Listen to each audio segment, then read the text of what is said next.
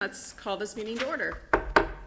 Beth, please call the roll. Mr. BOE? Here. Mrs. Gephardt? Here. Mr. Gousset? Here. Mrs. Matney? Here.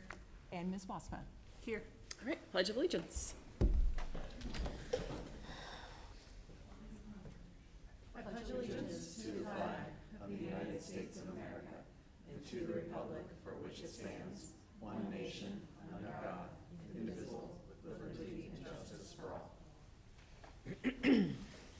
Okay, the first point of business is the oath of office for myself and Kevin Gousset, so.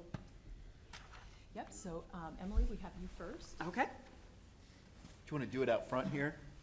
You tell me where. I think so. Yeah. Right on Main Street.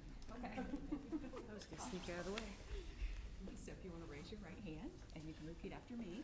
I, Emily Gephardt, I, Emily Gephardt, solemnly affirm solemnly affirm that I will support the Constitution of the United States that I will support the Constitution of the United States and the Constitution of the State of Ohio, and the Constitution of the State of Ohio, and that I will faithfully and impartially and that I will faithfully and impartially discharge my duties as a member of the Board of Education discharge my member of the Board of Education of the Grandview Heights Schools of the Grandview Heights Schools to the best of my ability to the best of my ability and in accordance with the laws now in effect and in accordance with the laws now in effect and hereafter to be enacted and hereafter to be enacted during my continuance in said office during my continuance in said office and until my successor is elected and qualified.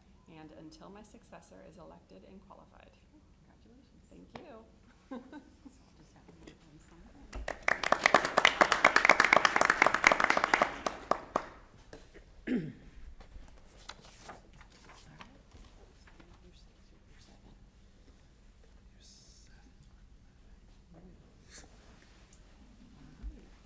Then repeat after me. I, Kevin Gousset, I, Kevin Gousset, solemnly affirm solemnly affirm that I will support the Constitution of the United States, that I will that I will support the the Constitution of the United States and the Constitution of the State of Ohio, and the Constitution of the State of Ohio, and that I will faithfully and impartially discharge my duties and that I will faithfully and impartially discharge my duties as a member of the Board of Education as a member of the Board of Education of the Grandview Heights Schools of the Grandview Heights Schools to the best of my ability to the best of my ability, and in accordance with the laws now in effect in accordance with the laws now in effect and hereafter to be enacted and hereafter to be enacted during my continuance in said office during my continuance in said office and until my successor is elected and qualified. and until my successor is elected and qualified. Congratulations. Yep. Do you want a picture? Picture you and Sure. Kevin together, along with the board. Yes. Do you want us to all come out there, or do you like back here good? Back here. All right. all of us? Yeah, I could not have told you better outfits to wear. We're all like dark shades. That's great. Right, there's some navy. Yeah, some navy in here, yep. I'll let the better phone go first.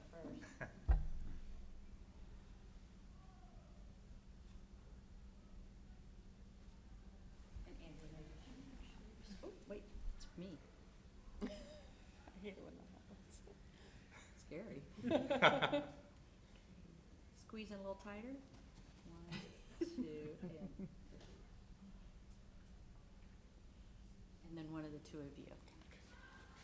We both are wearing gray. Yeah. Like I said. Could have planned it better. Thank you.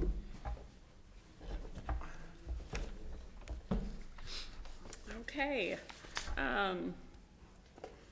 Moving on to the election of officers of the Board of Education for the coming year. So we have the recommendation to elect a president. Is there a motion? I move to nominate or elect, what verb do I want to use? Nominate, Emily Gephardt to the office Is there a second? president. Second. All right, any discussion? Beth, please call the roll. Mr. BOE? Aye. Mrs. Gephardt? Aye. Mr. Gousset? Aye. Mrs. Matney? Aye. Ms. Wassman? Aye. Thank you, it's a pleasure to do so. All right, a vice president, is there a motion to elect a vice president? I would like to Motion to elect Molly Wasmuth or nominate Molly Wasmuth as Vice President of the Board. Is there a second? A second. Any discussion? All right, Beth, could you please call the roll? Mr. Bodie? Aye. Mrs. Gephardt? Aye. Mr. Gusset? Aye. Mrs. Matney? Aye. And Ms. Walsmith? Aye. You got All right. cheerleading. Not a Well lot of timed. change this year, so. Okay, next we need to establish our time and place and dates of our board meetings for the coming year.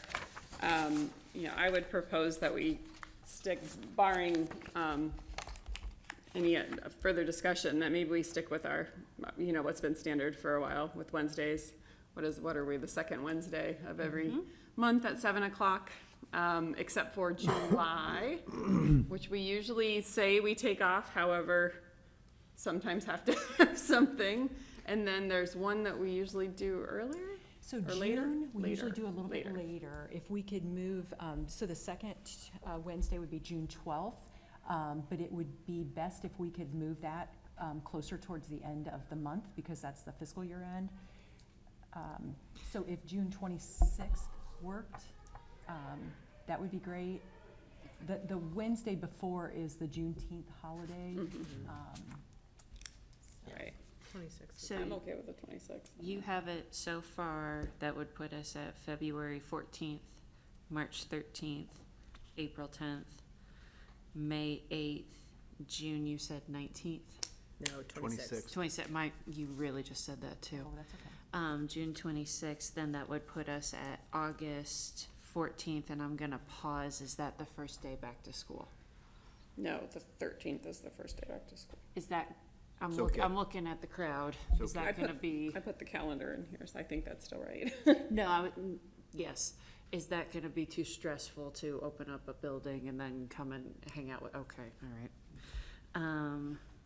Then it would be September. It's been that way for 10 years. I know, and it always makes me tired, but I'm the only one that complains. September 11th, October 9th, November 6th, November 13th, because November 6th was my Right. birthday. I almost got Yeah. the Beth move on that one. And then that would put us at December 11th. That would be the second. I don't know if you have to note them, or if that was just the teacher moving me to read them The only aloud. question would be, I think it sounded like Valentine's Day. Oh, do you Yeah. have plans? I don't. Oh, Sorry. Jeez, and you've probably been married longest of any of us, and you still celebrate Valentine's Day? How I was sweet. just like, who's doing anything on the 14th? Everybody I else am not. come on that day. Eric and I and our wives have a double date already planned. I will not be there. It's fine. Forgive me, that was wildly inappropriate of me, by the way. Sorry. You never know, Molly, there's I do. I was like, That's right, Molly. I don't know, it doesn't, would you prefer that we do it in a different, You know, it's not the end of the world for me, but I know we have always other people that come, and I don't know. would it be, to keep it kind of in the same time frame, would doing it February 13th be moving it to a Tuesday, would that be too out of line? I know it's weird and we've never met on a Tuesday. On a ever. Tuesday. I don't really think it's a huge deal. I mean, people Hold on, just isn't a Wednesday, February 12th? no? No, I got it at the the 13th, 15th is that Unless I'm- Thursday. unless I was looking at it wrong. No, I've got a big, 24? Oh, I'm at 25, sorry. You're ahead? You're ahead. We're so Alrighty. far ahead, Yeah. Kevin. Mardi Gras is the 13th, so we could have Oh. King's I mean- Cake and hurricanes. Oh, Do we really think it's that big of a deal? I think someone pushed it and would like to I'm have it. fine with keeping it on the 14th. I just Okay. wanted to be respectful for You can others. bring I Annie. thought- yeah. Then bring them on. Then that'll work. I can't think of anything more romantic. can I invite Maybe Deb it'd be too? Yeah, incentive to make it invite short. spouses are Absolutely. invited. They Yeah. can sit here and watch. Just, We'll have chocolates. Good. And I resign. They're allowed to come. yeah, they're allowed to come. They're totally allowed. So we're keeping it I think as it's is. fine. It's- Are you sure? That's funny. Are you positive? That's I'm fine. Guess get positive. third time. we We'll usually have to Oh, push their goodness sakes. celebrations to the Oh, weekend. Weekend Funny, anyway, funny, you know. funny. Yeah. Well, you get this. All right, so I think, Yeah, I think we're good. got them all Yep, good? Yep, June 26th. Okay, so is there a motion to establish those meetings as we just discussed? So moved. Second? I'll second it. Oh, gotcha. Sure. Can you call the roll, please?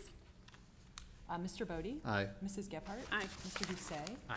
Mrs. Matney? Aye. Ms. Wassman? Aye. Okay, next we have a number of things that are pretty standard at the beginning of each year. So I was thinking we could group together D through R, thank you. Is there a motion to approve D through R? So moved. Is there a second? Second. All right, any discussion? So I'll just point out, there is no, the only change in D through R from last year is changing Bricker and Eckler to Bricker Graydon. The name Oh, reference the change, so name everything change. else is the same as what was approved last year. Okay, very good. Okay, can you please call the roll, Beth? Mr. Bodie? Aye. Mrs. Gephardt? Aye. Mr. Doucet? Aye. Mrs. Matney? Aye. Ms. Wassman? Aye. So next we have the appointment of a few OSBA legislative liaisons. There's the legislative liaison, and then next is the student achievement liaison. May I make a quick amendment? Sure. To before this, can we change it to 2024? Oh, Yes, we can. So it would read both 2024s. both of those need to be switched. Okay. Does anyone want to volunteer to be a legislative liaison or a student achievement liaison? I've got to be honest, I don't really know what this entails because I've never been either of them. I have. Yeah. And I think it requires the vote at the meeting, at the annual Okay, yeah. meeting, and like attendance at that meeting. And you being That's for the reci- legislative liaison. Right. And then getting emails and mailings. Yeah, right. I think we all get plenty of It's a very those. light lift, yeah. And the student achievement liaison, who was our student achievement liaison this past year? Is that I'm, I feel like one person did both of them last year. Was okay, it I you, don't Molly? think that I think has been no. something that I have in the past, but it OSBA wasn't- has really I did triggered to OSBA do. last year, so it must have Did been anything. me. I didn't do anything. Okay, well, I nominate Katie Madden to be the liaison for both I'm positions. such a good liaison, I don't even know I'm liaising. Yeah. are you willing to do it again? Sure. I mean, I enjoy the meeting and the lunches, and I don't mind. Great. I'll take one for the team. Thank you. Third time's a charm. Well, I'll second that. Okay. Beth, could you please call the roll on that? Mr. Bodie? Aye. Mrs. Gephardt? Aye. Mr. Doucet? Aye. Mrs. Matney? Aye. And Ms. Wassman? Aye. Okay, now moving on to regular business, we have minutes. Is there a motion to approve the minutes? So moved. Second. Any discussion, questions?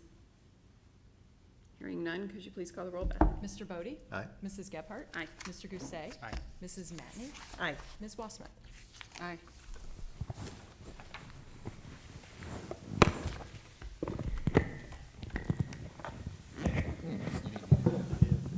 Thank you, Mr. Dice.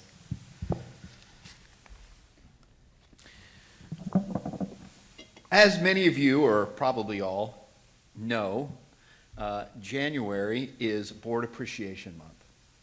And so I've put together a few words to attempt to recognize how wonderful each of you are individually and collectively. School board members exemplify a true commitment to local education and their community. They volunteer hundreds of hours and an immeasurable amount of energy to ensure that our schools are providing the best education possible for the children of Grandview Heights schools. For all their dedication, we are taking this opportunity to show them our appreciation during Ohio School Board Recognition Month. The Grandview Heights Schools Board of Education is one of 700 school boards throughout Ohio, elected school boards across the state, which allows residents to have local representation and oversight of their public schools by individuals who they know and believe understand their community's unique values, culture, and circumstances. I might also suggest that that is uniquely true in Grandview. School board members' decisions guide our children, what they learn, who will teach them, what kinds of facilities house their learning, and what policies will provide a framework for our schools. They represent our school community and district, and I know that each and every school board member before me now takes these responsibilities very seriously. You, our school board members, have an impact on virtually every aspect of our schools. It is a huge responsibility, and one that is not taken lightly by any of you. You know this for a fact. I have worked with each of you on our board members collectively and individually. Each of your dedication and service above self for our students first, our staff and community is beyond impressive. Our school board members go above and beyond regularly scheduled Board of Education meetings. They diligently prepare for and attend lengthy and sometimes challenging meetings and conferences in order to gather more information to help them make the best decisions possible for our students. They also sit on and greatly contribute to the district committees regarding facilities, teaching and learning, board policy, I know all of your favorite, thus making an even greater and deeper commitment to our district's success. So, thank you, Emily, Molly, Eric, Kevin, and Katie. Your service above self makes it possible for our families and community members to have a real voice in the education of our students that they're receiving in Grandview Heights schools. We salute you, the public servants of Grandview Heights schools, whose dedication and civic responsibility make it possible for our students and community to thrive. On behalf of our students, our staff, our families, our community, we applaud you and we thank you for your vision, your voice, your time, your expertise, your energy, your enthusiasm, for helping make Grandview Heights schools the very, very, very best that it can be. So with that, I do have a small appreciation certificate. So Emily, thanks for all that you do. Thank you. I think I have them. Oh, no, I don't. Katie, thank you. Thank you, sir. Kevin? Thanks. Thanks. Where I belong. Eric? Thank you. Thank you. Thank you. Thank you. Thank you.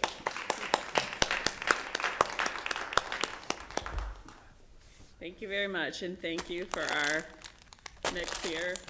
Haley's got a wonderful little note she put on here for us. She did not use ChatGPT. It's okay if you did. I'd buy that. All right, next we have the recognition, that was school board recognition, that's what we did next. Guests and hearing of the public. Is there anyone who'd like to speak? Please come on up and state your name and address. A little tall for me, Andy. You know, in all seriousness, No, I'm good. Are you sure? Yes, It's really easy to. I'm good. Doesn't look off. I'm like, she told you twice. Well, good evening, everyone. I'm Dot Kyle. My address is 1419 Mulford Road, and tonight I am here on behalf of our band and orchestra booster organization. Many of you know I serve as the president of that organization. This is the third year, final year, that I will be doing that. It gives me a great sense of pride to work with our students and our instrumental teachers for that purpose. We're really happy and excited about the things that we've done over the last 3 years. Since the pandemic, we've returned to in-person band camp. Not a lot of schools do that. We think that that's a real point of pride for our organization. We also have put a lot of emphasis on field trips, taking students out in the community so that they're able to see instrumental music being performed. We have also increased our efforts to bring musicians into our schools so that they have the benefit of seeing professional musicians make their living. And those efforts are really, really important. We're happy with the work that we're doing for that. I would say our biggest achievement in the last 3 years was at the beginning of this school year when we officially voted to change our name. We were the Grandview Heights Band Parents Association, but are now, and forever will be, the Grandview Heights Band and Orchestra Boosters, which of course underlines the fact that anyone can support instrumental music in Grandview, not just parents, and that we are encompassing all of the instrumental music programs, not just band, but also our orchestra students as well. So we're doing great work. We're happy to do that great work. One of the ways that we're able to do that great work is through our fundraisers. And one of the most popular for those is coming up. We do an annual cake fundraiser each year. But this year, we are making another step that we think will be very positive in the achievements and accomplishments that we've done as an association. I have a statement that I'd like to read, and because in this particular case, the words are very important, I am going to read it verbatim, so please indulge me in that. Several years ago, a Grandview Heights 7th grade student raised concerns to the superintendent about the racist history of the term cakewalk and urged the school district to rethink its annual cakewalk tradition, which has been a fundraising activity in support of the Grandview Heights bands for more than 70 years. The members of the board of the Grandview Heights Band and Orchestra Boosters, GH Bob, have engaged with that student, district administration and faculty, the Grandview Heights High School Bobcat Anti-Racism Collective Student Organization, and the One Grandview Community Organization to gather input and to consider an appropriate path forward.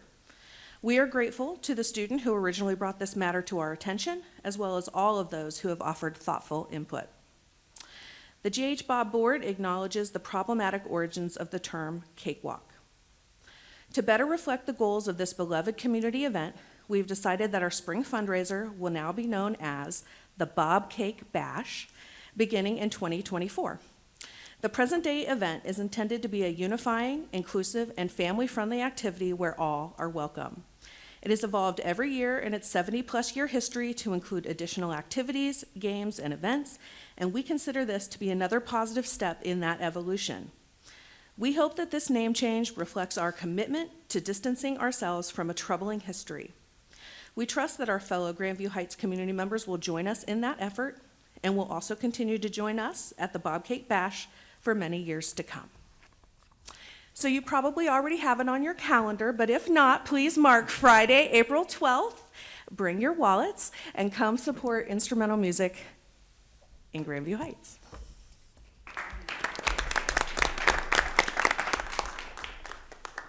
Thank you, Dot. That's great news. And that's my anniversary, so I can't think of a better way to spend it. There you go. You got cake. Is there anyone else who'd like to speak before the board? Okay. Okay, next we have a presentation.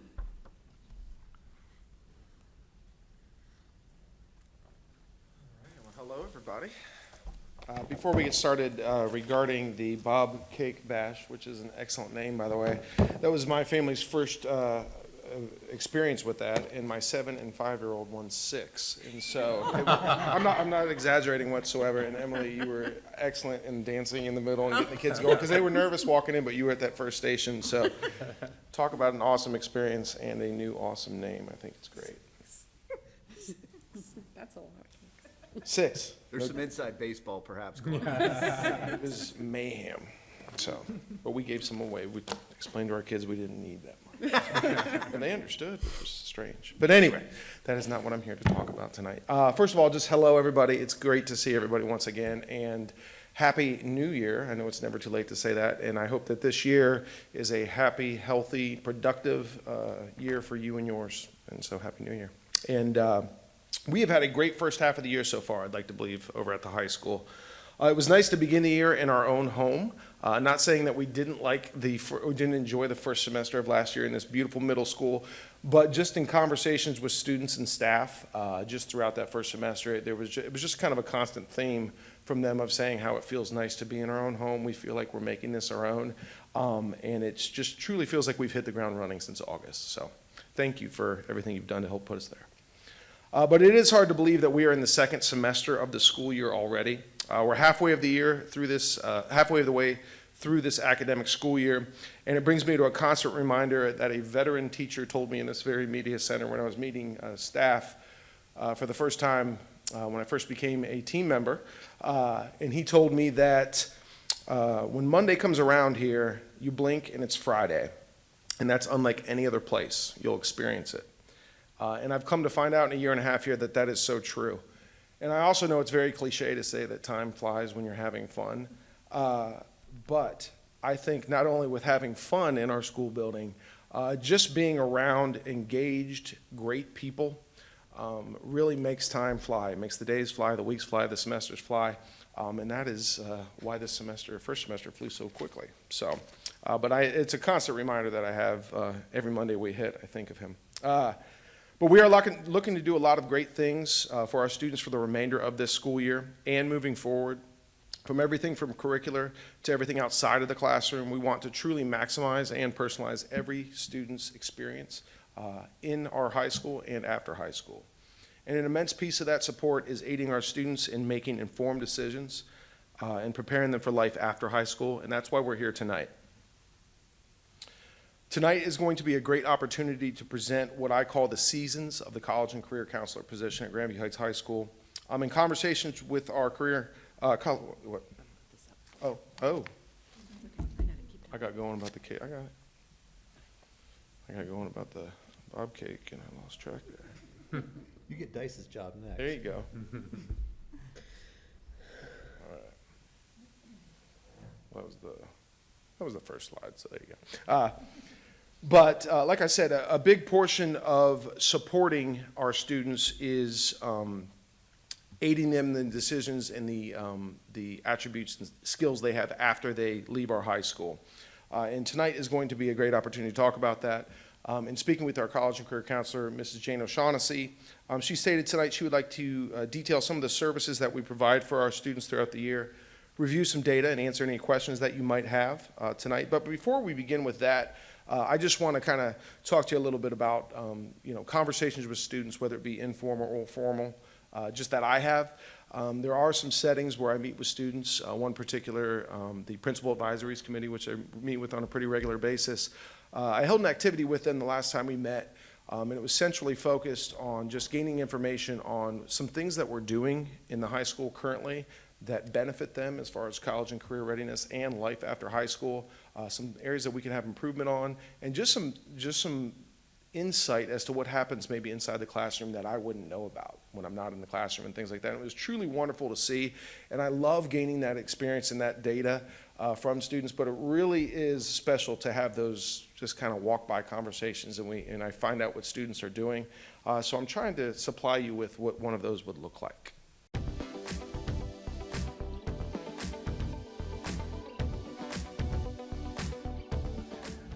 Hello and good afternoon. I am standing here with Hannah Longbreak. Hannah Longbreak. And what grade are you in? I'm a junior. Okay, and I'm also standing here with, Kendall Longbreak.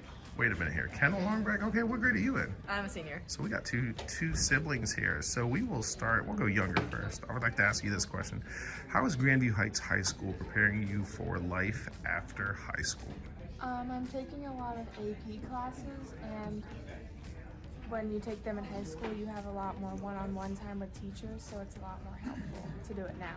Perfect. So you prepare for college. Awesome. Thank you so much. And what would you say?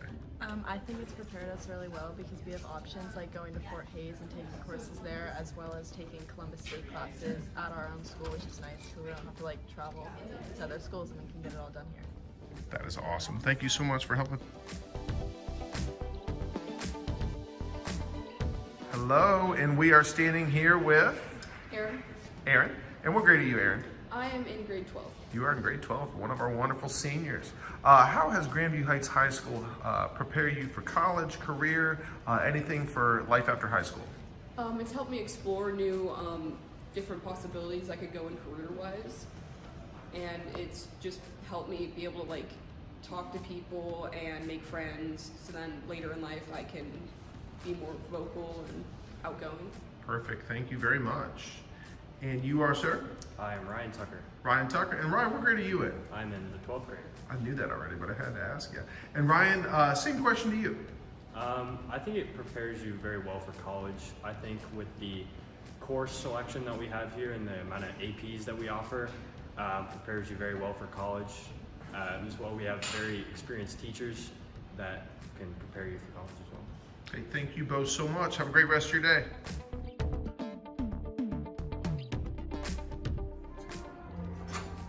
Well, good afternoon. I am standing here with Lucas Campbell, and you are what's your year here? I'm a junior. You're a junior. Let me ask you this question. How has Grandview Schools prepared you for life after Grandview Heights High School? With financial responsibility, I think we have a lot of classes that go over that, and I think teachers preparing us for the real world of money and figuring out how to do taxes and banking like efficiently and accurately. Awesome. Thank you so much. We have some students walking down the hallway, so it was a little loud, but thank you so much.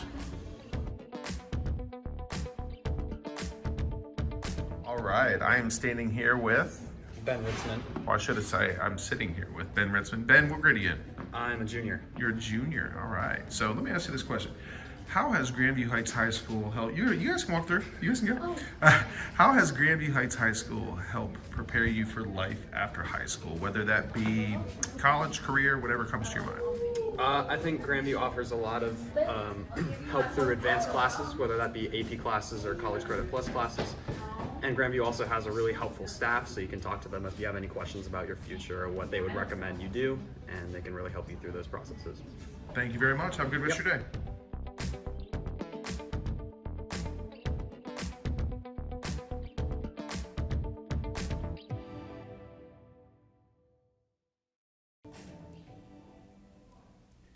And so first thing, I know that my interview skills are not the greatest, and I ask questions in the middle of hallway. But that's the life of a high school, right? So you got to get them when you can get them. So I'm just walking by. But our students are great. They participate whenever I ask them questions like that. And even when I ask them if they'd be part of a Board of Education video, they're like, yes, we'll definitely do it. So just, again, to gather those perspectives from students is extremely, extremely effective. But along those same lines, we held a staff meeting 2 months ago now. And I asked the same question to our teachers. And I don't know if you remember this, Mrs. Turner, but or actually you were out of town on that one. Yes, I remember that. I don't know how I remember that, but, and I asked them to think outside of the realm of kind of like the nuts and bolts of their curriculum, but to kind of think about how we are preparing our students every day, every week, in their own classrooms for life outside of Grandview Heights High School. And having in some different groups with people that they, maybe not normally talk to in their departments and things like that. And I just wanted to share, I don't have any videos of them giving input, but I want to share some of the constant themes that I saw in the data that I got back from them. And some of them were study skills, job-related skills and tasks, real-world connections, exploring personal passions, digital footprints, mental well-being, physical well-being, social skills, independent and gradual release of responsibility, developing portfolios, financial literacy, practicing self-advocacy, time management skills, personal conflict resolution strategies, discussing workplace standards, fostering global citizenship, problem-solving skills, delegation of roles and responsibilities, and different leadership opportunities. So kind of going into this lens of what we're talking about tonight, and kind of take a peek behind the curtain and really dig with some of the students and our teachers, it really made me be very appreciative, but also very proud of our students and teachers to hear some of the great things that are occurring amongst themselves and within our building, but also in our community. And so with that being said, I would like to also welcome Mrs. Jane O'Shaughnessy to the podium to speak about that lens through the college and career counseling lens. And for someone who needs no intro music but requested it, this is Mrs. Jane O'Shaughnessy.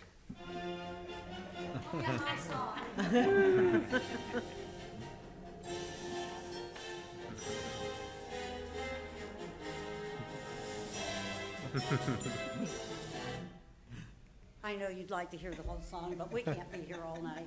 Okay, before I get started, I'd like to have a little group participation. We have no time to practice, so I just need you to work with me. Everybody here, we're a small group, but a mighty group, right? Right. Okay, good, way to go. I got it. Here we go. Here we go. I say college, you say career. I say college, you say career. College. Career. College. Career. College. Career. Oh, you guys, that's great. Yes, I am Jane O'Shaughnessy, your college career counselor, and I am very excited to be here tonight.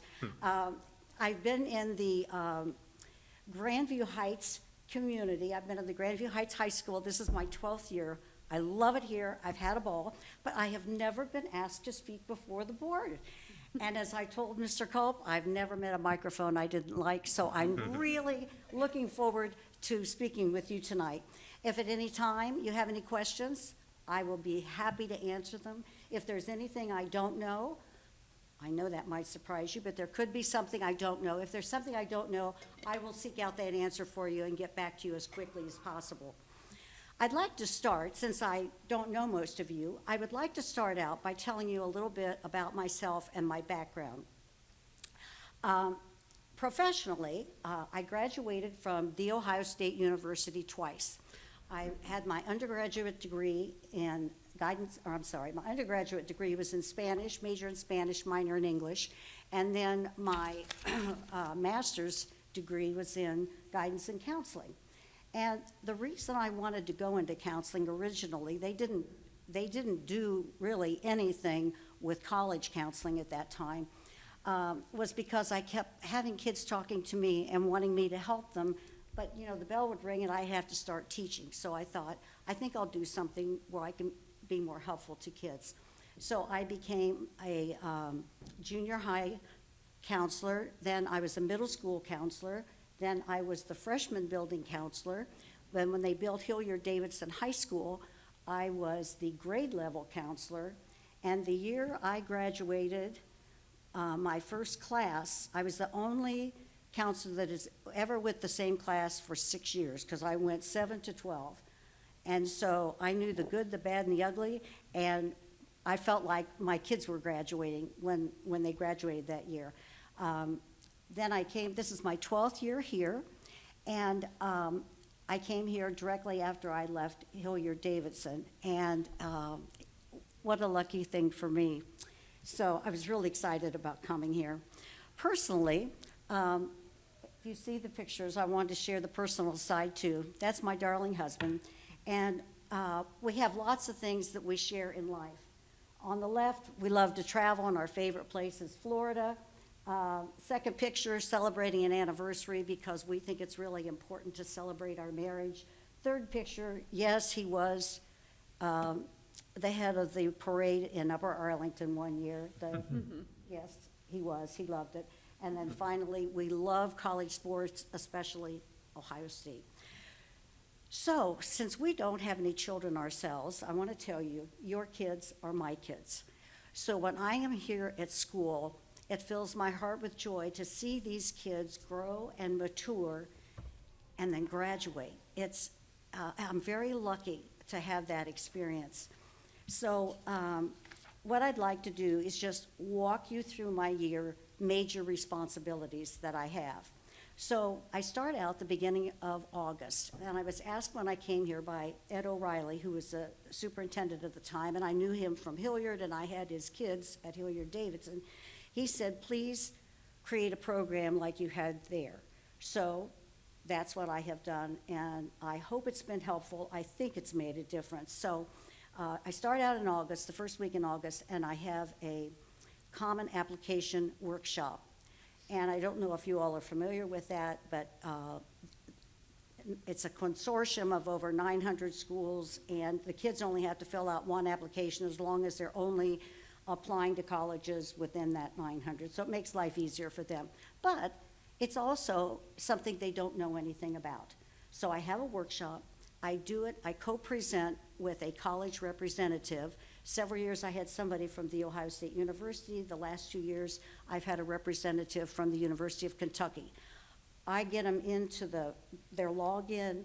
I explain to them what to do from our side, and then the college person goes through step by step with the kids what they want to see in each of those sections from the college perspective. Okay, then we get closer to school starting. I start out with the ninth graders, and at orientation program, I repeat this 5 or 6 times. They're not all in one big room, but I talk to them about just key things to start thinking about when you're in the ninth grade.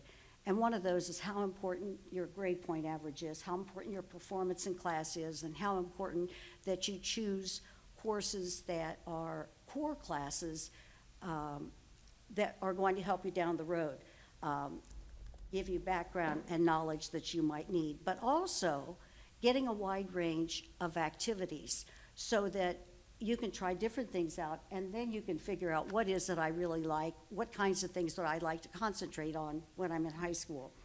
Then after school starts, the first week of school, we have class meetings, and I again meet with the freshman class, reiterate some of the same things I've said before, meet with the sophomore class, remind them about signing up for the PSAT, which is the practice test for one of the 2 college entrance tests, the SAT.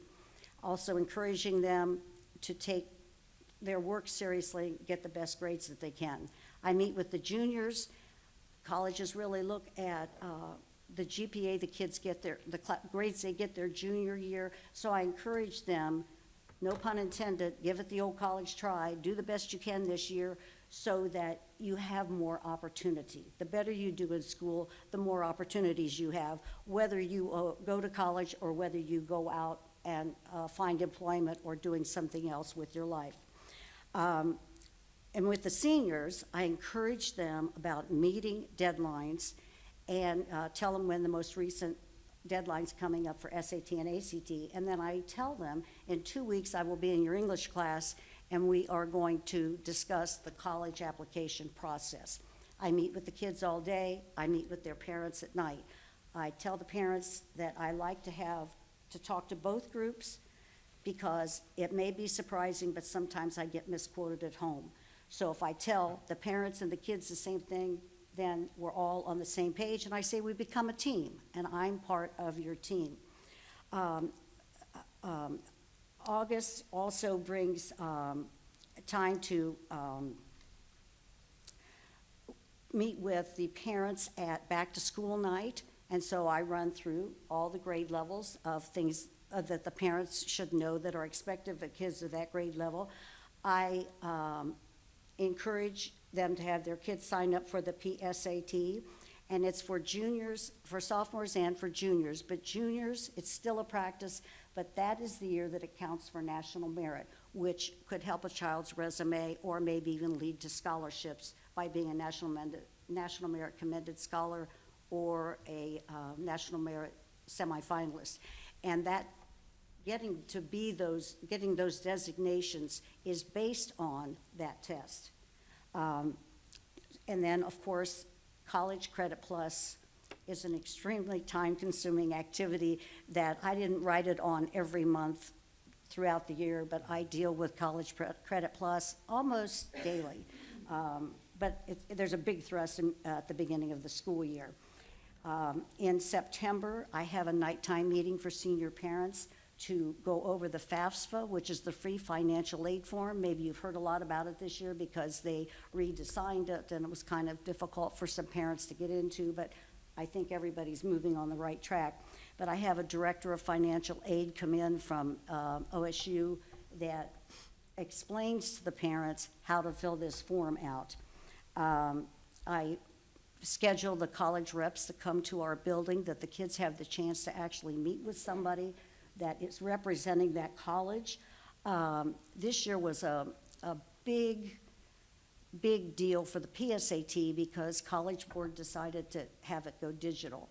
And I'm sure that in the years to come, it'll be wonderful, but we spent hours preparing for this, and wouldn't you know, they're very fussy that you start that test on time, and when we pushed the button at 8 o'clock to take the test, their site crashed.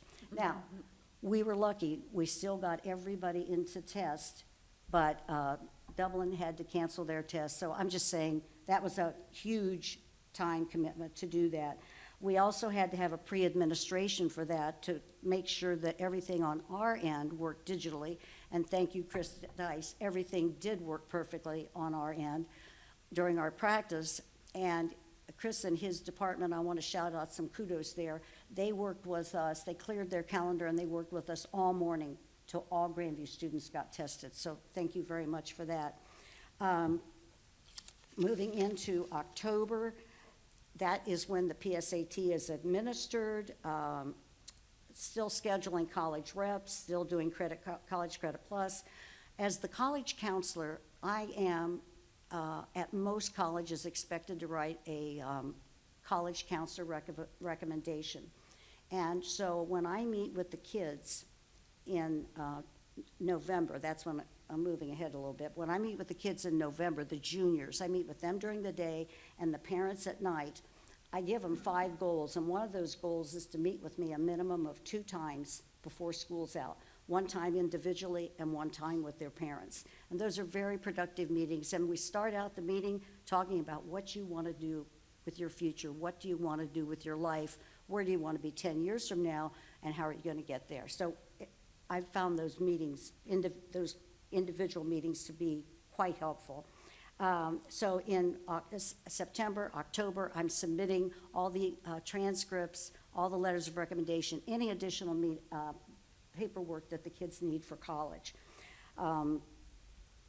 What I did this year, and I believe it was successful, I think, I had my first college conversation day, and that was the day after I met with the juniors in November. And all the teachers were kindly dressed in their college gear of where they went to college, and they took a few minutes at the beginning of their class to tell where they went to school, why they picked that school, why they felt it was a good choice, things they wish they would have known otherwise. So I was really pleased that we had a total school effort working on that and providing information to kids. In December, we continue with college interviews and with parent meetings. In January, I hit the ground running, because once we come back to school, it's time to contact our local scholarship people, which I did this week, and ask them if they are going to so generously again offer scholarships to our kids. We have over, I don't know, almost 40 local scholarships, and by local I mean things like the Tri-Village Rotary, the Tri-Village Chamber of Commerce, Grandview Heights Alumni Association, and it's a big coordination to get that together, but over the years, we've consistently given just shy of $200,000 locally to our kids on that particular awards night, which I think is incredible for a small community. Wonderful, wonderful. So I'm working on that now, and trying to get the scholarships out for kids, doing junior interviews, publicizing the scholarships as they come in. The end of January, I will be having at the lunchtime a workshop for the senior class to go over how do you apply for these local scholarships.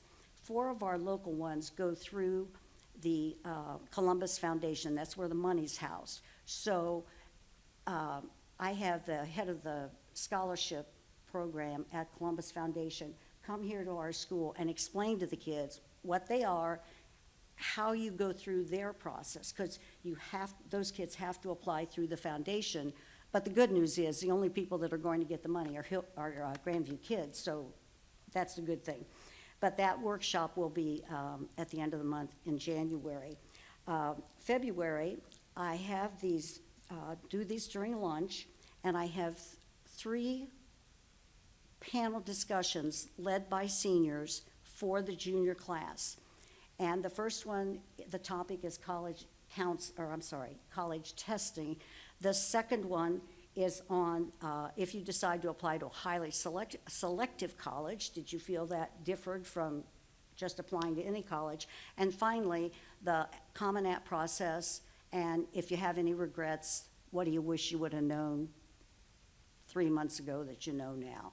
I think it's a great learning experience for the juniors, and it gives them a wonderful opportunity to talk to kids that have just been through the process, to ask them the questions, and I've gotten really good feedback from that. March, that's when I start getting ready for the academic signing. And this is a program I started when I was at Hilliard-Davidson, and I was asked to start it here. And so this is a program, it's another student recognition program, and it's to recognize kids that have been offered $5,000 or more a year for 4 years in scholarship money. And I did it originally because I had a senior come to me at Hilliard, and she said, I don't play sports, I don't dance, I don't sing, but I'm a student, and I just don't feel like I'm getting enough recognition. So this was a chance. I just thought this up, and I took the play on when they do the athletic signings. That's how I came up with that. So anyhow, I've done it here, and the kids have enjoyed it. I hope that it's Friday, April 26th.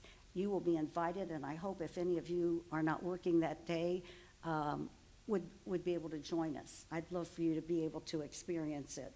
And then we have that same, April's real busy, we have the Scholarship Awards Night, and I'm in charge of that. The academic signing I'm in charge of.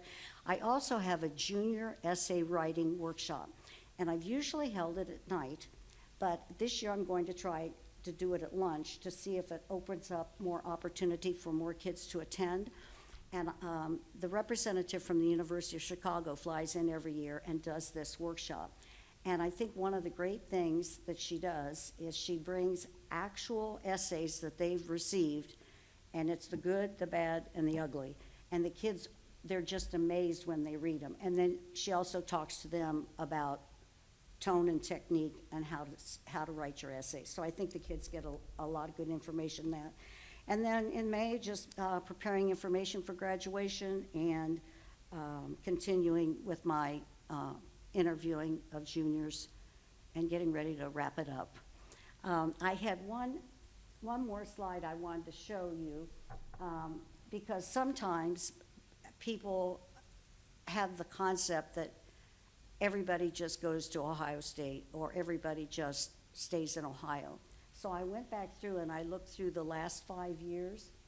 And so if you look at the bottom at 2019, 71 kids in the class went to college. And out of those 71, 82% stayed in state and 18% went out of state. But then if you look up all the other years, it was over 20%. One year it was 31% of the kids went out of state.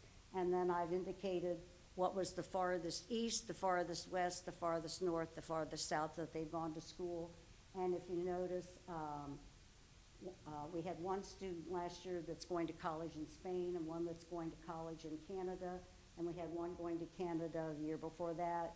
And in 2021, we had one go to England. The kids that haven't gone to college mostly have gone into the world of work.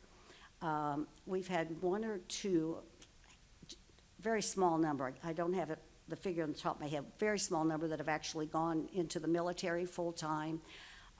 Last year we had a student that took a gap year and she is going to go to school the next year, but her family's going to move back to England, so she didn't want to start somewhere this year and then have to move next year. So folks, that's a wrap. Does anybody have any questions? I have some questions. Okay, I'll try to have an answer. Jane, I'm Katie Matney. You worked with my daughter Madison in Yes. class of 2019. You've got another one coming up here in a couple of years, Ben. So this was a very comprehensive overview, and I appreciate you sharing what you did because I did not know all of those steps that you do, and it's a great perspective holistically.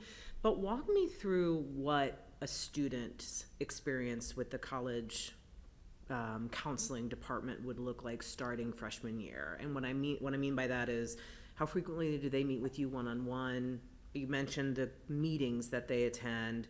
Is it elective for them to join? Do you take attendance for any of them? I'm wondering how personal those conversations can get throughout those 4 years. Excellent question. It depends. Let me start out by saying, I mentioned the meetings, and yes, because that's the time that I need to, with the whole group. But just like the other day, I had a freshman come in and say, could we set up an appointment, because I know I want to go into nursing. I said, great, we've got an appointment next week. She couldn't come till next week. We've got an appointment next week. So I would say pretty much for 9th and 10th grade, it's on a walk-in basis, who needs help. I used to sit down with every one of them to go over their PSAT results, but now this new digital, they send their results directly to the kids digitally. So I would say the big process, one-to-one, starts junior year. Okay. And I do keep track of who I see junior year, and what's that expression? If the mountain won't come to Muhammad, or the other way around. Yeah. So I tell them this is my goal, and I want to see, do you have the maturity level to make the appointment, because they have to start learning to do things on their own. Lots do. I had four juniors in yesterday to schedule appointments. So, but then, when I exhaust that, I just print a list of the junior class, and I start sending for them, and Okay. setting up appointments, and then if I meet with them individually before their parents come in, I can't make their parents come in, but I do ask them, would you go home and ask your parents, would they like to come in and meet with me? Usually, the parents that come to my nighttime meetings come in and meet with me. Okay. What percentage, if you had to guess, of the junior class this year has, met with you one-on-one? Oh, we're just starting. Okay. We're just starting because, the kids that wanna do, the juniors that wanna do College Credit Plus have come in and met with me. Sure. So that's a handful, but I'm just starting to set up appointments. They really come seriously second semester, Okay. because they're too busy, they're doing Christmas or, the holiday Sure. stuff, December. But I mean, if by the end of the year, if you want me to give a list of who I met with, or a number of who I met with, I'd be happy to do that. But like I said, if they don't come to me, I go to them. Sure. What percentage of our graduates graduate from the school that they attend as freshmen? College, Correct. I do not know. Okay. And to be honest, I don't know a way to track that. Okay. And I've never, even when I was at Davidson, I was never asked to do that. So I'm sorry, I don't have an answer for Oh, that. that's okay. I think we've had conversations about alumni, so it's not, That is yeah. something we're definitely looking into enhancing. So we, and you can't put everything on a platform, but through a platform that we've adopted, School Links, not only helps with college and career readiness, but it's gonna help that alumni connection. Yeah. We've already worked on formalizing a survey, and we have a formalized process of reaching out to last year's class, and making sure we get a hold of every one of those, but then making that a consistent process for every year. So 2023 is gonna have contact from us at different touch points throughout the year. That's So awesome. it's a way we can grow. Who does that fall on? What's that? Who does that fall on to keep up the contact with alumni? So right now, we are working all through that through student services. So like Rachel Olinger is doing a lot of the work behind the scenes in School Links to set up a lot of those things. But like Angie, Rob, and I have sat down, and Chris Dice, I can't tell you how many times to work on the official survey, because there is official reporting that we have to have now for the state of Ohio. But in conversations with Katie and things like that, this is good data for us to have beyond just the required stuff, that we can have a formalized process right now. So it lives in student services right now, but it's all the way up through district personnel to help kind of formalize the process. Thank you. Any other, can I keep going? So you start working with students one-on-one in junior year. Is that so I hear you talk about meeting with the freshmen. How overwhelmed are they, or are they dialed into what you're talking about when you start talking about the college process? I find that very interesting, because when I meet with them when they're freshmen, some are uber interested, and the others look at me like, I haven't even started high school yet. Why are you talking to me about this now? Right. But I try to explain to them that they want to do their very best, no Right. matter what they're going to do. Right. But you're right, some of them aren't tuned into it. And I will tell you that, I mean, I'm sure you all are aware that boys mature later than girls.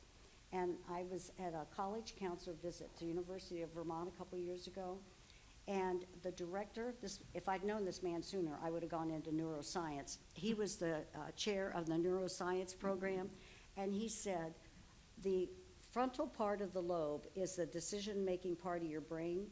And he said, we send kids to college when they're 18 to 22, and we expect them to make good decisions. Right. So if you think about that, and then you think about somebody that I'm talking to that's 12 or 13 years old, and I want them to aspire to greater, so I think it reaches some. Yeah. I mean, I had a ninth grade girl say to me, not here, but my other life, she came in and she was very serious, and she sat down. She said, Mrs. O'Shaughnessy, and I said, yes. She said, I want to know the secret to getting into an Ivy League school. And I told her, if I knew that, I wouldn't be doing this. I would be making a lot of money because I could, I could get everybody in. So, somebody like that is in tune to it, Sure. but not all of them. Sure. Hope that wasn't too long an answer. No, that was great. What's the conversation like in the college counseling community around mental health and applying for colleges? So I'm sure you know, through our strategic plan, the board has put, and the committee that put it together has made mental health a priority, silver lining of the pandemic, if you will. So what is that conversation like among professionals like yourself and among your peers in terms of what this process looks like to support the mental health of applicants? Do you want to know from the high school level or how the colleges are treating it? I want to know amongst your peers what that conversation is to get them through that process. Okay, it's a big deal, but I have to say, it's been a big deal for a long time, just because when kids are, the unknown of will I get in or won't I get in, that's alarming, that's stressful to kids. So it's been a thing for a long time, but now kids have so much other stuff, the social media, and they have so many other things to deal with. So we do discuss it, and we don't know how to alleviate it, because even with the colleges saying it's a big deal on their campuses, they're trying to do things to make it less stressful, but the harder the college is to get into, they still kind of have the same requirements. So it's a definite issue, and I applaud the school district for dealing with it. Sure. I have one more question. So from the perspective of a student, so I'm just taking like them coming as freshmen, then they're a sophomore, school's not their thing, we're promoting other pathways. What is that experience like for them? So I tune out when you talk about college, I don't think it's for me. Do I get referred to another professional to explore other opportunities? Am I not on a radar because another teacher will handle that? Like, what is that experience like? And I recognize this new pathways is part of, I'm sure it's been on the radar, but it's part of this particular strategic plan. So what does that look like for them? And so, yeah, I mean, for the percentages of students we were showing that aren't choosing college, it is very small, but it's I mean, a small school, that's a large percentage for us. Mm-hmm. So, as part of the Pathways Committee, we are discussing things like that, but I'll take it back to a conversation. I was actually doing a informal observation, just sitting with Jane, and she was talking to a student, I believe it was about nursing, and wasn't interested necessarily in the college route to begin with, but interested in a particular career. And that idea came about in one of the science classes she's taking. So I think it is first identifying the student's interest, but again, I'm not putting this on a platform or anything like that, or any person, but then having avenues that students can relate to search those things on their own time when they would like, rather than having to rely on adults to tell me what to do and where to go. Get them into the specific systems that they communicate with. I'll go back to school links. There is a career assessment survey that we are putting out to all students that it's like a Facebook page. So when you get in there and the kids adapting and working in this thing, it is centered around, so nursing for students is centered around different internship opportunities, career opportunities, schools that you wish to go to in this particular area. But when we look at outside things like the trades, I think that is getting those opportunities in and also the platforms that they can relate to.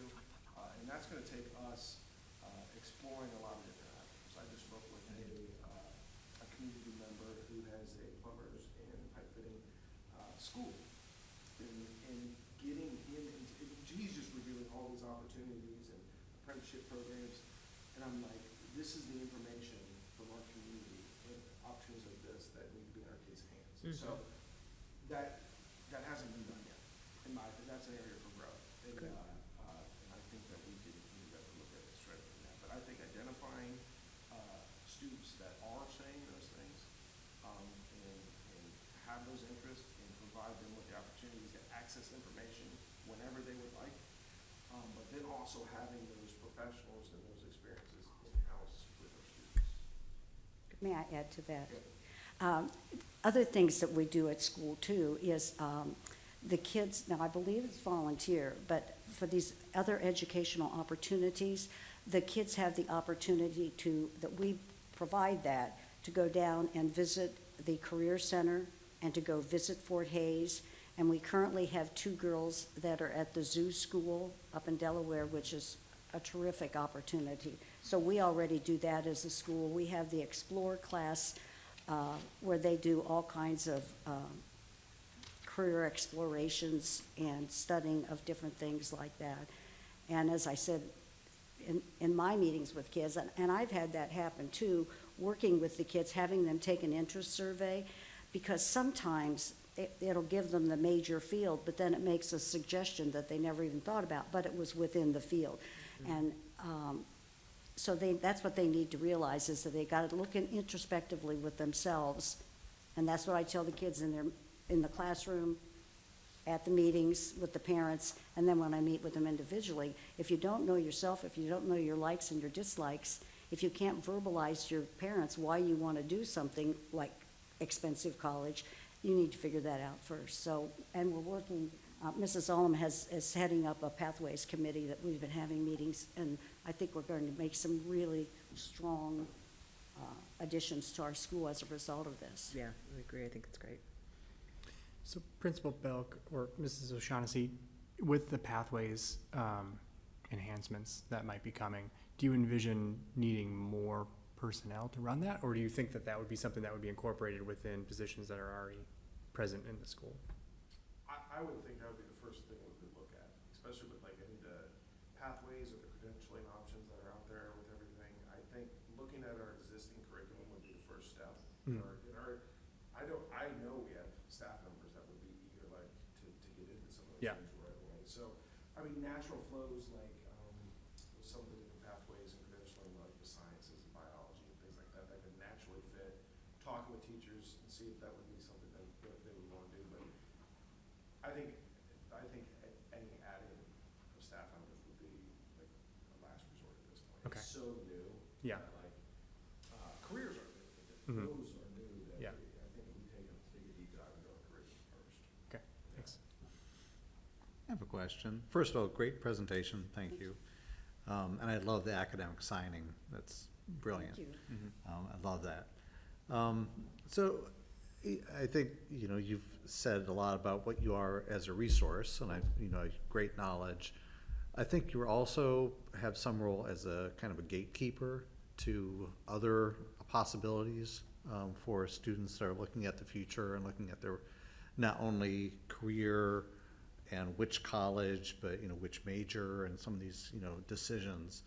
And I guess my experience going through it with my 3 kids, ending up kind of in the right place, but you've got this 800-page book that had like a compendium of everything, and you're supposed to like give this to a junior and go, find what your color is your parachute, and what do you like, and it seemed like not a very good resource.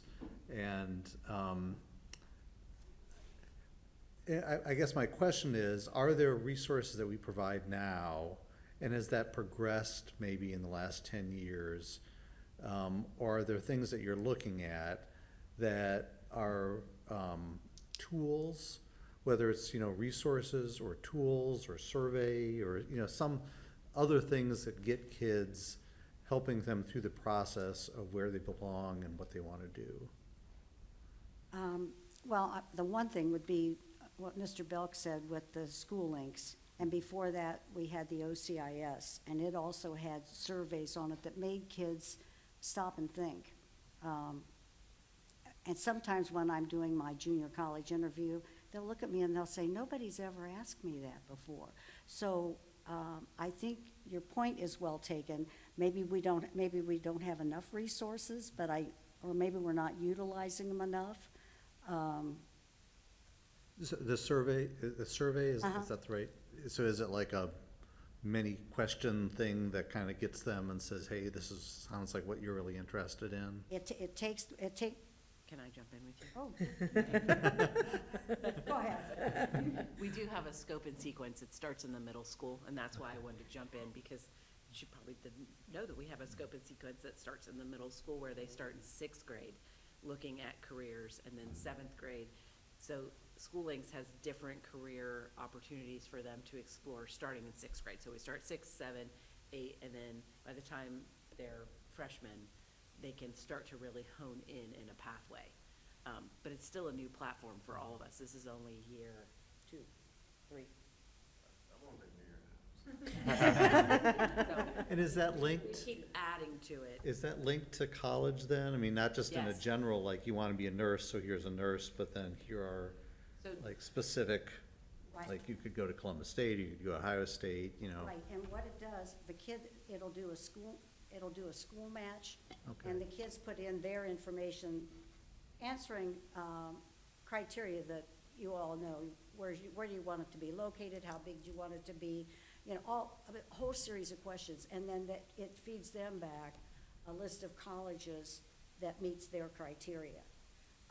And if they know their major, they can put that in, and it will make it even more specific. But if they don't know their major, they just don't fill that line in and fill everything else in. Jane had them use it this year for the first time to do Common App and actually apply through colleges through there. So we're trying to get more parents. We got kids, but we don't have, parents can log in too. And you can take virtual tours of the colleges. Right. And you can do the same thing with careers. There are videos you can watch. We had our construction team, Colleen, I forced her to do a video about being a female engineer. So there's videos in there about different career pathways and things too. So we are trying to use the platform at a younger age to help with that career. This is the school link, is it? Yes. Okay. Can I ask you a couple of follow-up questions I about didn't know school that links? part. So Angie, they're, like 6th and 7th graders are interacting with school links currently?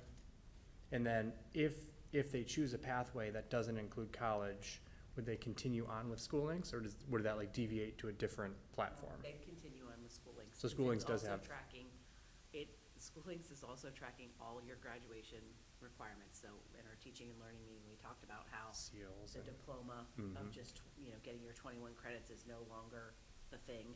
It is now the diploma, the honors diploma, the 12 different seals, the industry credentials, all of those things. And School Links tracks all of that. And are they interacting with it is it like a particular class? It's do it in? with Abby Malley, the Okay. counselor. So it's like 6th grade just gets an introduction to Yeah. it. They don't spend a lot of time into it. Yeah. But it also has fun games in it. Mhm. So it has a gaming section with a piggy bank. So you say, I want to be a vet tech. And then it asks you all these questions. Do you want to travel? Do you want to do this? Do you want to do that? And as you make decisions, your piggy bank either gets full and you can, or it shrinks and there's nothing in it. So kids can kind of start to play a little bit with, if you have this career, does your lifestyle match what you want your career to be? Sure. So that kind of deflates kids pretty quickly. Yeah. Maybe that's not the right one. But yes, this is still a new platform for us, but we're adding Sure. more and more things to it every year. And some of the questions you might not be able to answer, but like into high school, do they do this in their like English classes, or is it a requirement for them to continue using school links? We assign things to them. That is something we continue to talk about, like what period of the day works really well for kids to do this. Brian uses it when he schedules with students. He pulls it up, helps them make connections through it. And then we have found too, like we've added a couple of new things and we haven't taught kids how to do it yet. And then Brian will go, oh, I found our guinea pigs. 12 of them did it. They did it. Tell them to do it. So the kids are more interested in it because it's intuitive to them. There's lots of videos. It's really easy to read. It's not hard to use. And I think the connections that help them apply for colleges and to be able to look at careers is really good. Just to piggyback off that real quick, and I don't want to call students guinea pigs, but we do have students that are taking off with this, and like I said earlier, I think it's our job to get more students into it deeper and kind of take to that next level. But just, I had a sit down with a student who was doing her high school planning, and she's a sophomore, and was doing it. So we now have our whole course handbook loaded in the school links. So of course you could access it online before, but like it's loaded in there so students can take ownership of like looking and forecasting for their senior year and things like that based on what kind of college or career decisions they want to do. And so this student in particular said, yeah, I played around with this in study hall and I found out this, this, and this. And she had like 3 different options of what she wanted to do junior and senior year based on just playing around, like just kind of, and nothing's permanent. These are just her suggestions. She saves us drafts. But I think it's just, again, getting the students the knowledge and us becoming experts on it and having that awareness of how the high school portion with the scheduling and taking ownership mixed with college and career and how that's going to fit into their next steps, I think is a big part of what we need to do. So with that though, like I think about, I was a kid who thought I knew, starting in middle school exactly what I wanted to do, and I got to the end of my sophomore year of college and was like, I made a mistake. So there's sort of these two contradictory things where you want to get kids focusing on what they want to do, but you also don't want to corner them into something that ultimately they decide it's not the right path. And so trying to balance those two things, I'm assuming that this is allowing that. I mean, because, I understand exactly like the idea you want to start focusing in because you got to choose your courses, but you also don't want to say, now I don't have an option, I must do this. It doesn't narrow them in Yeah. like that. It allows for some fluidity. The other thing it allows for, the videos allow for them to look at, if you ask kids what they want to be, they want to be the standard jobs or what their parents are. Exactly, yeah.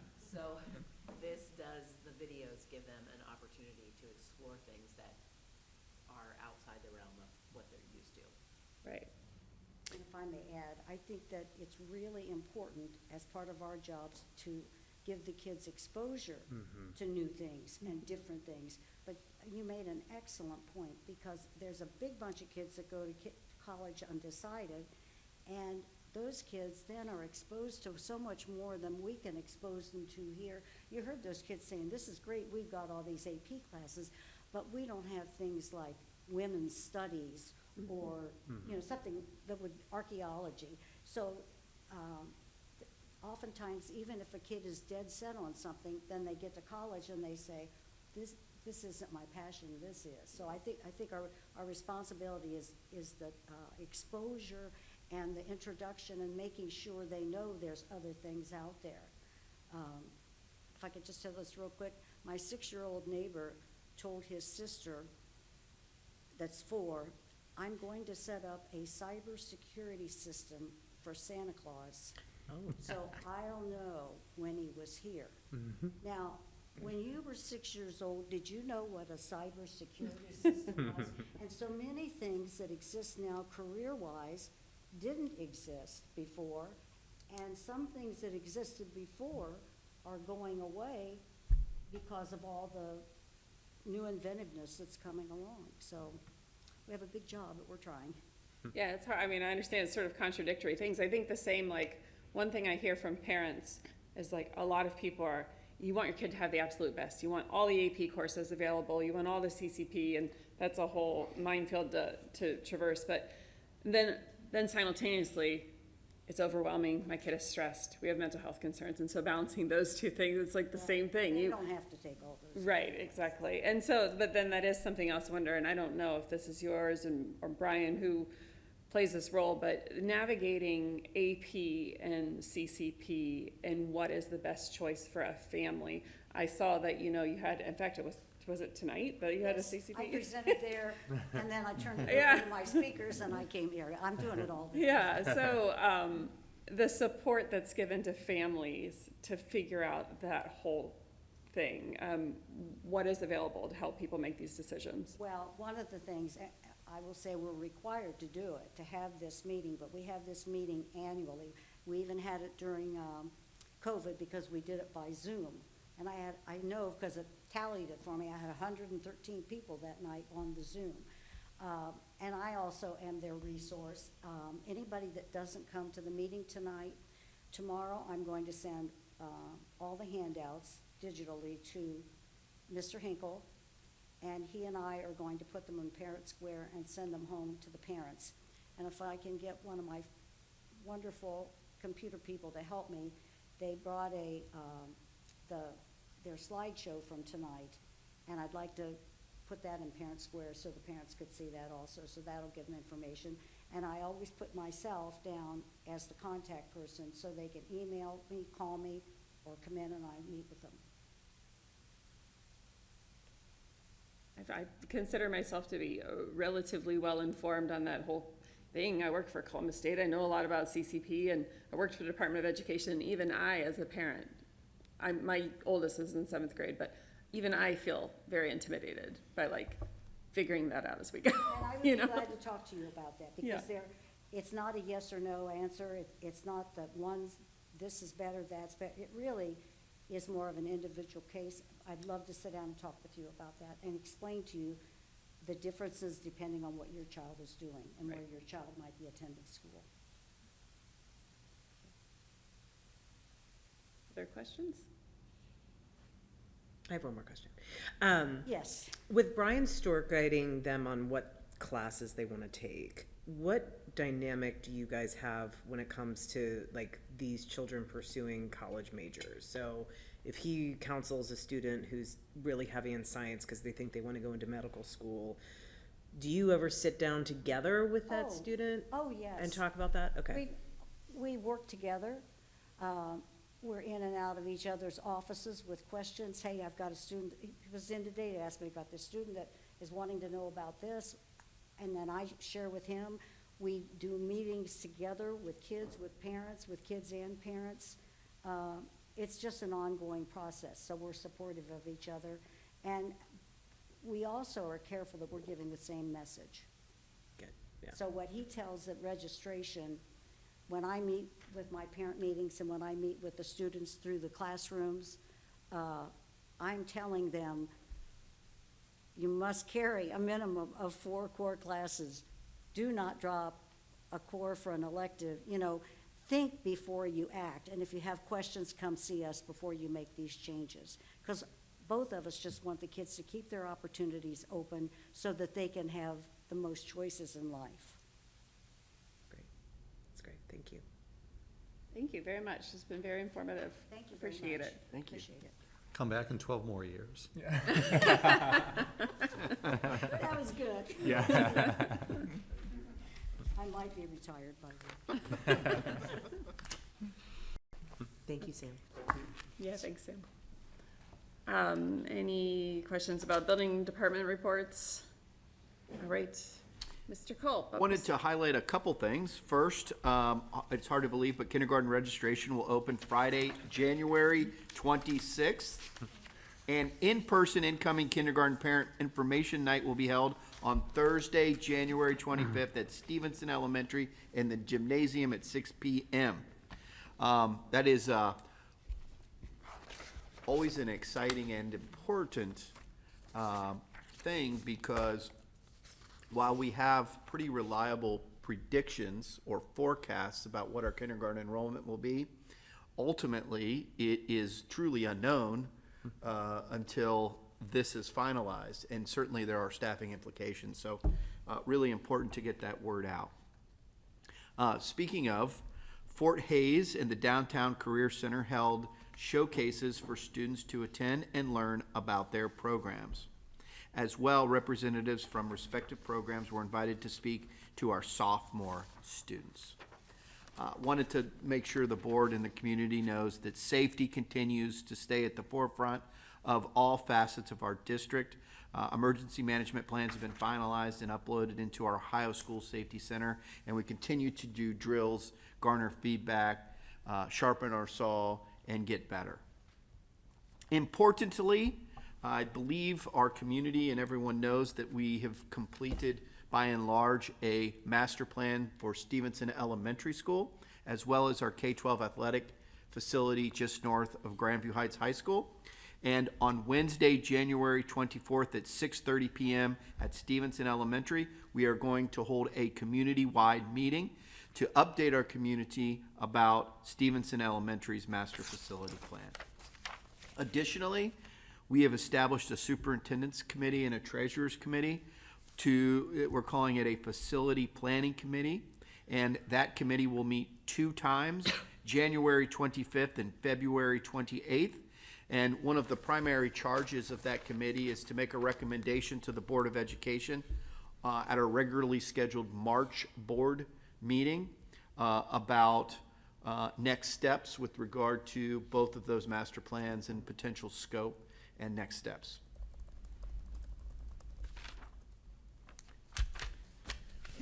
Any questions?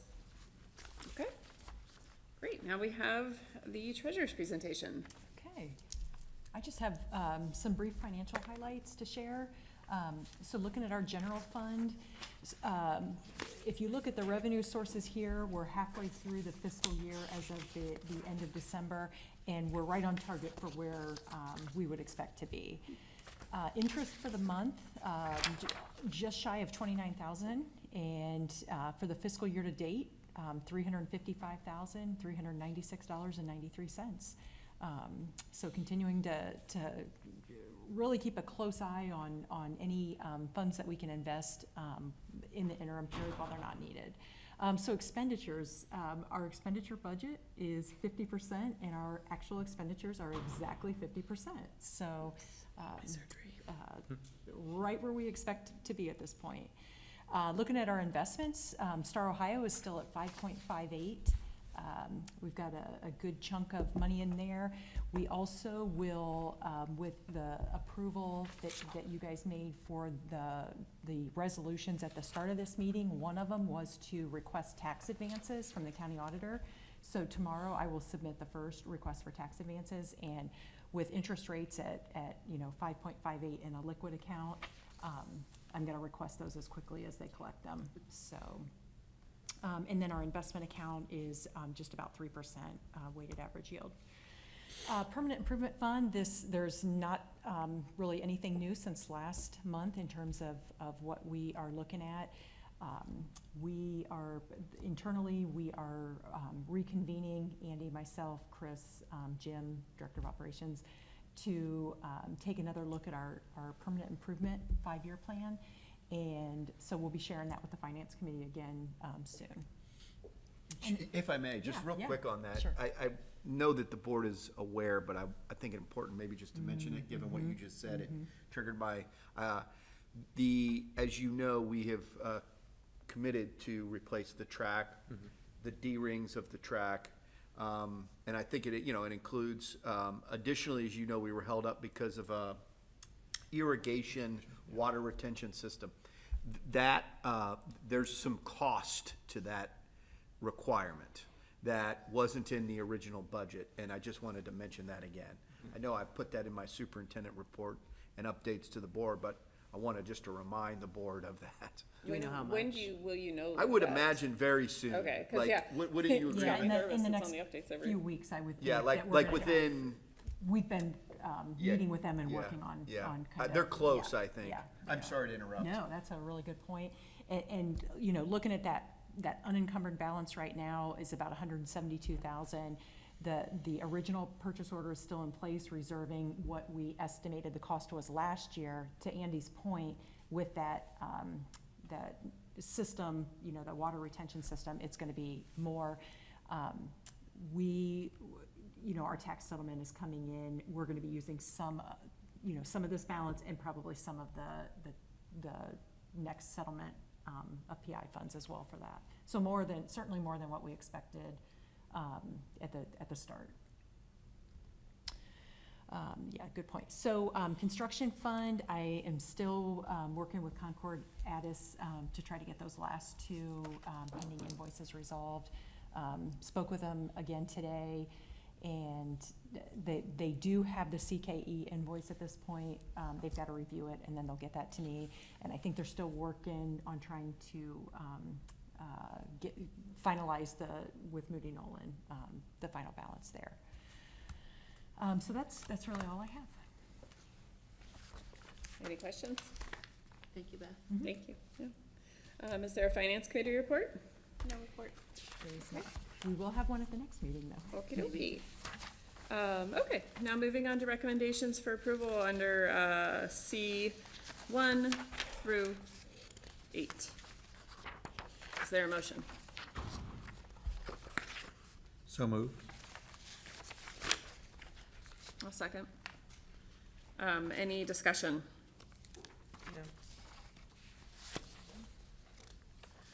Okay, Beth, can you please call the roll? Mr. Bodie? Aye. Mrs. Gephardt? Aye. Mr. Gousset? Aye. Mrs. Matney? Aye. Ms. Wassman? Aye. Under personnel, we have A 1 through 5. Is there a motion for those? So moved. I will second. Second. Okay. Katie can have it. Any discussion there?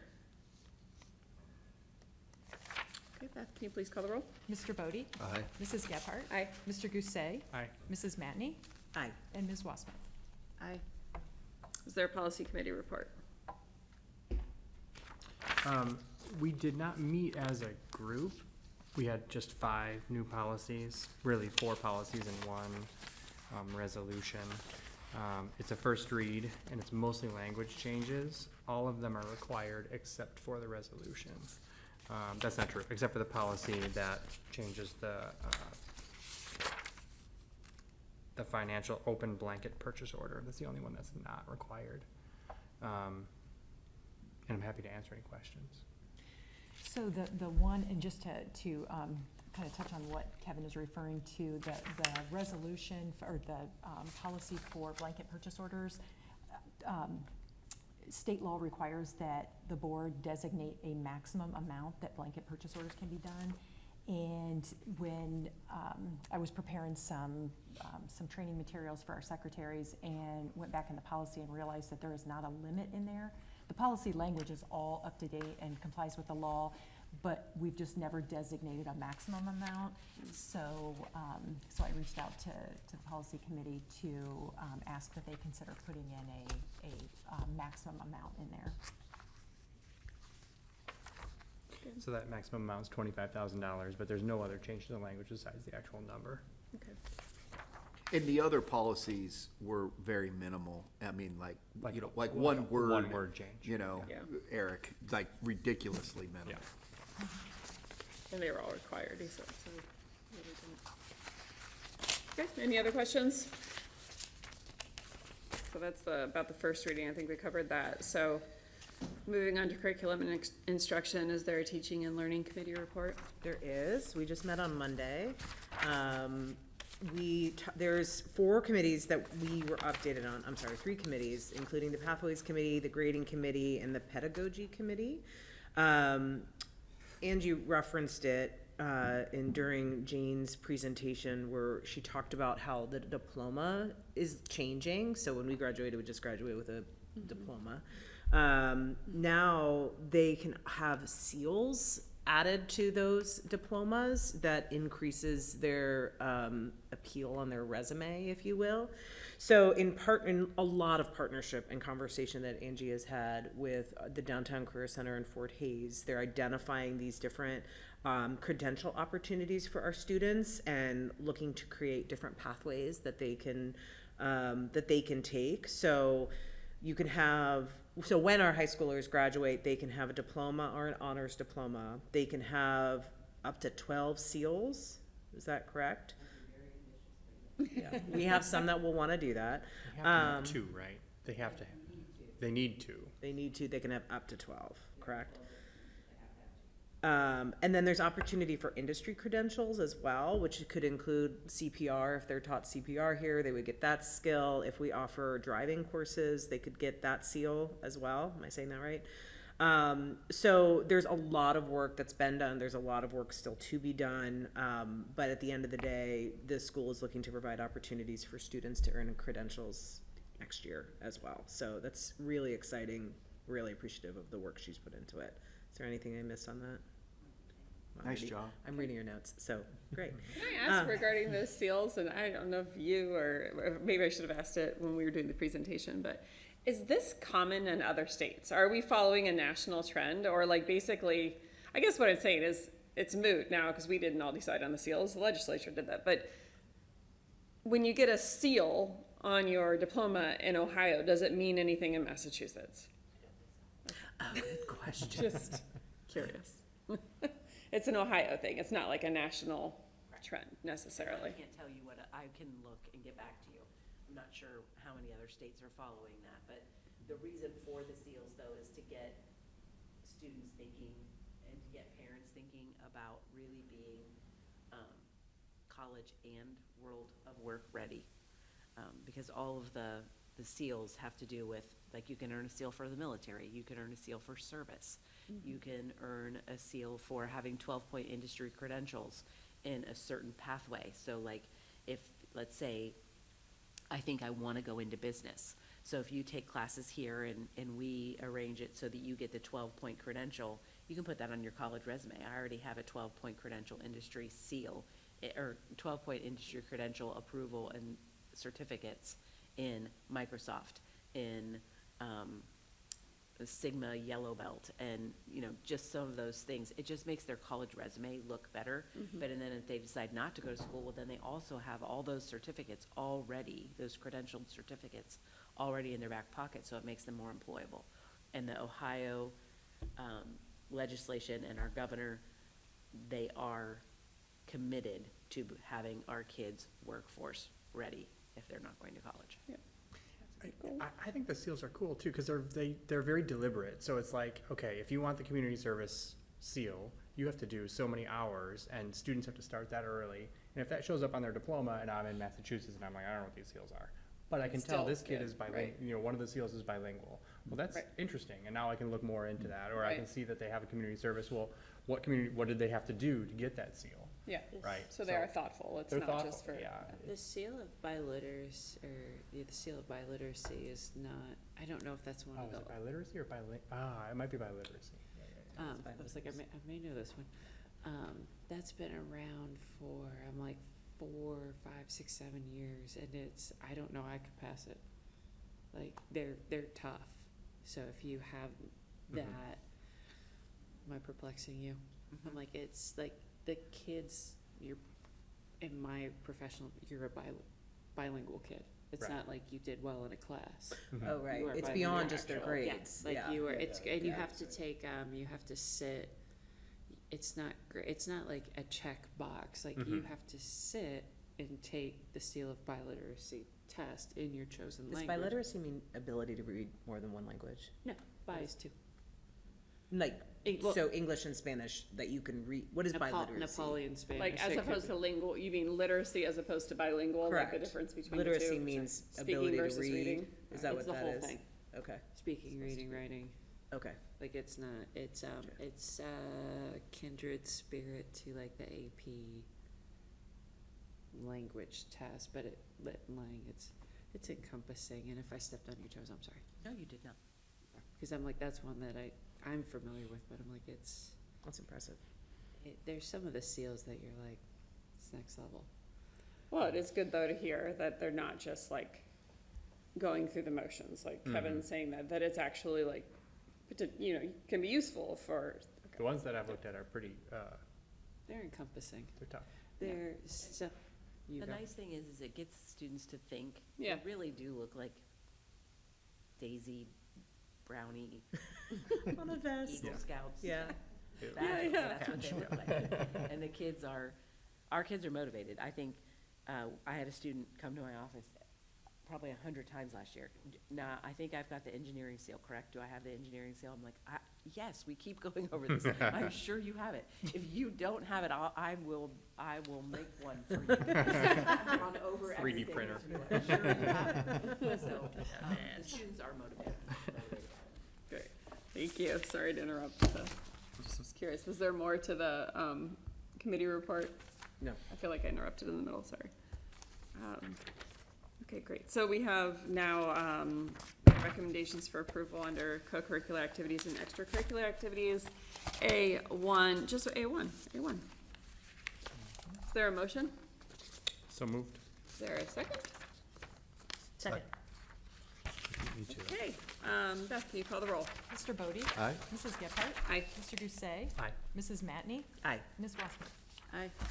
So, under other items for discussion, I don't know that we necessarily need to go into it right now, but, Molly wisely brought up to me, about a work session. We typically do have a board work session early in the year, because we need to set committees, things like that. I think for the time being, we just maintain our committees that we have.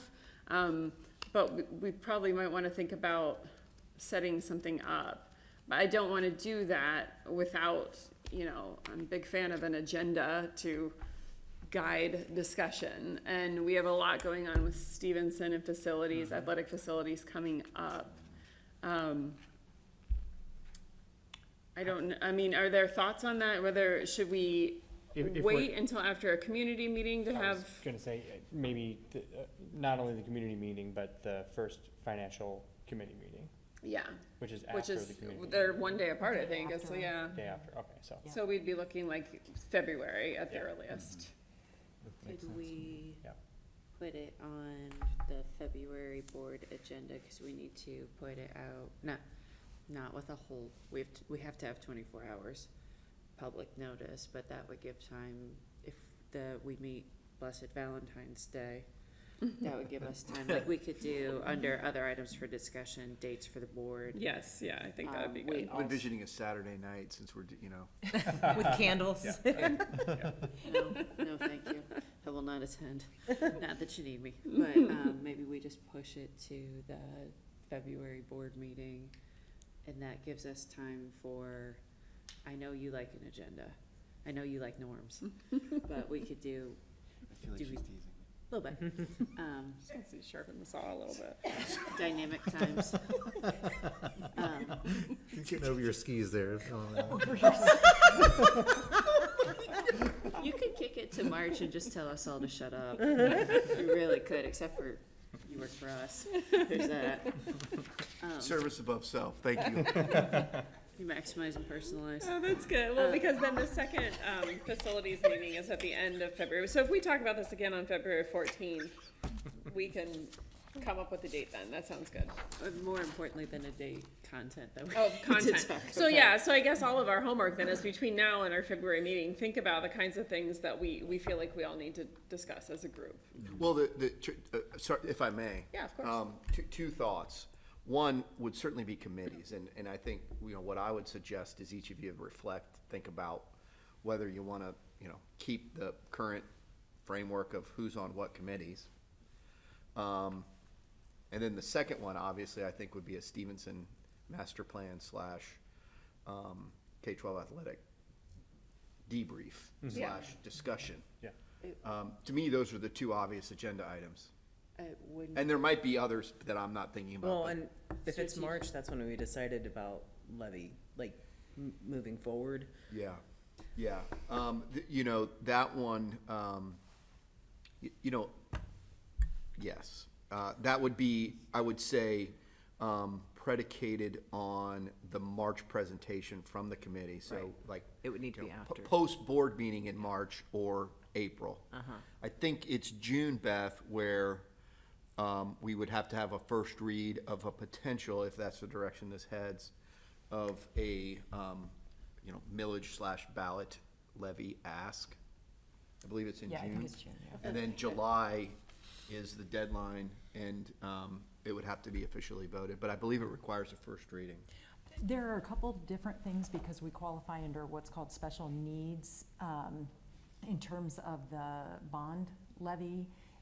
So I have already talked to Becky Princehorn about that, our bond counsel, and I've gotten all the details, so, but it's been a few months since, so let me pull that out, dust it off, and I'll share it with you guys, to give you the exact time frame of when we've gotta do what. And my intent in sharing that is only that March recommendation, we do have a little time between March and June before the board would need to officially make a decision. And I June would gotcha. be the first read, and then July would be a vote. But when would we assemble, when did we decide we needed to assemble a committee and like chairs, like a levy chair? That would be after we officially voted to put it on. We Correct. In can't- June? We have to July. wait that long? We Well, can't have a levy committee. I guess you could. You could have a silent phase. I mean, yeah, we don't have to wait No, yeah, until June, it correct. just has to be before then, That's so right. we could always, Yeah, we could. I mean, I guess my response to that is as soon as, if the board wanted to push back, let me say it differently. The deadline is July. Right. That, there's nothing to say that, for example, in April, the board couldn't Early, vote yeah. to affirm levy language. Right. I think that's what we had discussed at our breakout, at our meeting, the special meeting. We could vote in February to put forward a levy. Well, but we had decided that March would be a good time to kind of do a litmus test to see what, if we thought we were on the right path based on the community's wishes. So depending on what they propose, then it's like, do we, move forward? And then I really, because of the quick turnaround from March to November, there's a lot. I would like to know Jennifer Economist's perspective Yeah, and I just all- wrote that down, yeah. all that stuff. So, and who's gonna be leading it and what they're hearing, and so I think if that's the direction we choose to go, even if we don't get anything final, we're asking ourselves these questions earlier. just advanced planning, yeah, be prepared. Yeah. All signs point to a March work session. Yeah, that's what it seems to be leaning toward, yeah. Makes sense. You get more Spring time break's to the last plan. week of March. I'll start my agenda tomorrow. Yeah, when is don't mind an spring break this agenda. year, though? It's the last week of March, Yeah, so it would need to be the week after the. Plan board your meeting. work and work your yeah, plan. you're right, yeah, we'd be looking like the week before spring break, probably. Andy. Yeah, so tentatively be thinking that, it actually, like, the more we're talking, the week between our regularly scheduled board meeting in March and spring break would be like the week of the 18th to the 22nd, like somewhere in that is likely. Agreed. You wanna just So go, don't plan too many things, I mean, we could go ahead and put something down now in pencil and why don't we just pencil in March 20th? Spring break. What day is It's it? the When's- last week, so Andy? 25th to the 29th. The last week of March, Yeah, Are you the last week of March in UA? we are. yes, we have the Good, same we have ones. the same one as us. Same So one. you wanna go for broke and just put down March 20th? Put the 20th down, pencil it in. I think so. Would And that if- work for everyone as of right now? Yes. Okay, That's let's probably reserve really the time. smart. Are you, Yeah. Kevin, Is is that a that your? Saturday? Oh, no, actually, we put that on a Wednesday night, cause we Grand. weren't really thinking. That never happens. Never. I can't really do a Saturday around then. Would we be able to do it? Normally we do a Saturday, but we've got a lot of dance competitions around that time. And not me, I won't be competing. Are you referring but to the showbiz dance? I've got a rising star competition and a showbiz, Kevin. Both of our daughters dance, so. I put forward the 20th, and I'm normally anything other than a weekday person. Yeah, And I'm gonna be in the midst of soccer season, cause Is it- I do play. What I do day not of the just- week is the 20th? I'm sorry. it's a Wednesday. Thank you. Wednesday. Wednesdays with Wasp. Works for me. Wednesdays are normal, Might as board well. Yeah. night, it's just, And So that like, would be, are you envisioning maybe like a 5 to we 8? could do like an Only early, yeah, if like, it's- 4 to only if 8, there's and dinner. we'll have dinner. I like would how we did the five last for one. workers, Yeah, 4:30. 5 to 8 with dinner. Yeah. 5 to 8. We'll only be there. Aladdin's. are you sure? Ooh. She did a good, Haley, that was great. Aladdin's. Not Maybe that we- Mazza this time. I don't Or know. Mazza, I'll do Mazza's Mazza. pretty good. I think Mazza's Mazza. really good. You're gonna resign. I had a This is really getting positive silly. reaction to Mazza there, Haley. Yeah. Yeah, Maz's got some good hummus. Really good. I feel like Aladdin's is better. Let's have a competition. Oh, Mediterranean food, oh, it's can fine. we, I was like, can we adjourn? Yeah. Okay, I think that's it. We have no reason to go into executive session, so is there a motion to adjourn? So moved. A second? Second. Nobody wants a second I thought that tonight. was a statement. Okay, of like- hang out. Beth, will you call the roll, please? Mr. Bodie? Aye. Mrs. Gephardt? Aye. Mr. Gousset? Aye. Mrs. Matney? Aye. Ms. Wassman? Aye.